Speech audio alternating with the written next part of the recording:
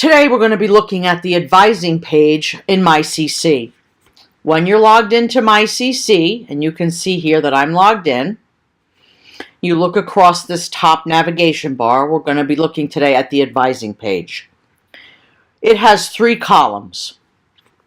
So, as I've said in the past, I'm a graduate of Cambridge College, so this is actually showing me my course history from when I was a student back in the 90s.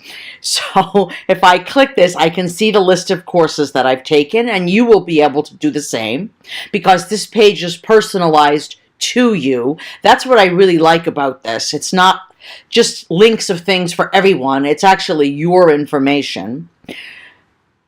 You can get your unofficial transcript, which again is a wonderful thing because if you are going to apply for a job, they'll usually take an unofficial transcript until you're hired, or even after, you're hired, and then they usually want an official one. You can actually print this out yourself. If you click on it, you can print it yourself. You can get your current grade report, the current term. On this column, which is blank for me, this would show your advisor, and it would also show your major. And then if you have any upcoming meetings with your advisor would be here, and you would be able to manipulate these dates and see if you have any meetings with your advisor scheduled.